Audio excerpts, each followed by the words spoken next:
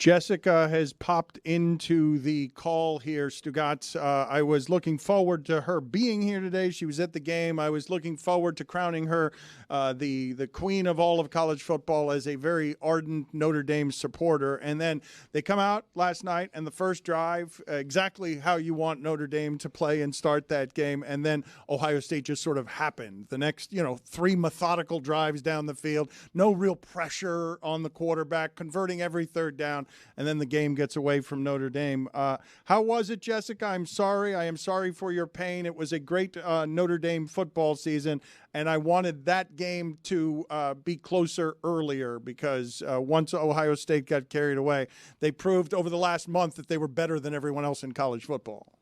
Yeah, but we'll always have that opening drive, Dan. What a beautiful drive it was. I've never seen a drive like that. I mean, Pacific Coast Highway. Yeah. I don't know. The other scenic American drives, nothing like an 18-play, 75-yard drive, 9.5 minutes. Your quarterback's puking and rallying. I loved it. It was exactly the way the game needed to start. It needed to start. It just had to stay there the entire rest of the game. It needed to end. Herb Street said for them to have a chance in this game, they need to run him about like 15, 20 times in this game. And the first drive he runs 9 times and is puking afterwards. The only way it was like the Ravens-Steelers wild card game, but like Lamar Jackson was on the team that I was rooting for once. I'm like, oh, they're going to keep running him. Okay, sure, it's working. Were you okay with possibly hospitalizing Riley Leonard if it meant you got more drives like that?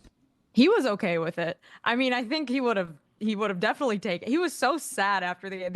That made me sad. Seeing him and Jack Kaiser, who's been at Notre Dame for 6 seasons, after the game was sad. But like you said, Dan, like Ohio State, they were the best team in college football all season, even though they lost some games and had some really bad moments and some bad games. They were better than Notre Dame. So I think Notre Dame really lost this game in the second quarter. Ohio State really won this game in the second quarter. Oh, but there's no shame, though, in the fact that over the last month of the season, like since December 21st, Ohio State beat 2 of the 3 best SEC teams, beat Oregon, the number 1 team in the country, and then beat a 1-loss Notre Dame team. And I think all of the wins were by double digits. Yeah. I don't know how you argue with that. Is a steamrolling we haven't seen over 4 games at the end of the season since LSU did it. Yeah, it's like very different than what college football fans are used to, too. I mean, I've seen all these arguments about like devaluing the regular season. I'm not saying like the 12-team playoff is better or worse, but it is just different than what fans are used to. Like to have a team, that lost twice in the regular season go on a run like this and win the national championship is different. But you can't say that they didn't deserve it. You can't say they're not the best team in college football. They've beaten like 4 of the top 10 teams in the final AP poll just like in the last month. Like they're obviously stand out amongst a crowd of really good teams. And, unfortunately, I'm a Notre Dame fan, and Notre Dame was a really good team this year. They just weren't as good as Ohio State. And I think, it's a bummer. And obviously it got close late in the game, so there's like a little bit of hope. But at the end of the day, Ohio State was just, played a better full game, a better, more complete game. And so, yeah, they came away with the win. Much deserved, though, I think. Jess, I know I'm playing the result a little bit because the field goal was doinked, and the miss actually did loom large there as it was potentially a 10-point game. That could have still been a 1-score game, but I was surprised that Notre Dame decided to kick it at that moment. Were you? Yeah, I was very surprised. That was the sort of in-game decision-making that went I kind of at this point in like the 3 years of Marcus Freeman, I kind of know when he's going to go for it, when he's not going to go for it. I was surprised, and I saw that, the math said it was a toss-up. It's basically you're 4 or 9 from like, the 9-yard line. The chances of scoring a touchdown on 4th and 9, very slim. The chance of making the field goal much higher, but you're only cutting it from a 2-possession game to a 2-possession game. So it is a toss-up at that point. I understand his explanation of it. I think that, obviously that's a kick that Mitch Jeter makes most of the time. Like he was hurt during the season, and so he wasn't a very accurate kicker. But in the postseason, he's been very, very good. He's made much longer field goals than that. So definitely the doink looms large. However, I understand the decision. Either way, it's a really tough spot. It's probably not what I would have wanted them to decide to do.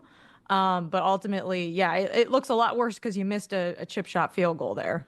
Juju, put it on the poll, please. Does the doink loom large? It always does. Am I wrong to not care about Riley Leonard's disappointment after the game last night? Like, I understand the other guys, they poured 5 or 6 years into Notre Dame. He poured 1.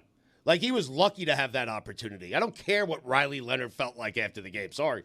It's okay if you don't care about no one's making you care about Riley Leonard. You can care about whatever you want to care about. That's fine. Put it on the I poll. think Notre Dame fans care about it, but you don't have to care about it. Put it on the poll. Does Stugotz have to care about Riley Leonard? Why would you have to care? You were close to getting me there. You really were. The tears. He was upset. Well, then you told me the other guy put in 6 years. But Jess, I do think, I think people want to know how you felt. Do you immediately go to perspective, great season, oh my God, Ohio State is overwhelming? Or does it, I mean, you had, certainly after that first drive, you must have been like, oh, maybe. I mean, yeah, like the first drive was great. And I was like, this is a good start. But going into the game, I think I was pretty realistic about it. Like, it had to be a low scoring game for Notre Dame to win. I think it was a difficult test for Notre Dame. I predicted Ohio State would win. So I wasn't like expecting Notre Dame to pull one off. I hoped that they would, but yeah, I mean, honestly, to be honest, I know you guys want my tears. I understand this isn't fun for anyone to have perspective the day after losing a national championship game, but I had a really fun weekend. I got the media gift was this nice Nike fleece crew neck. I got a Perry the Pylon stuffed animal.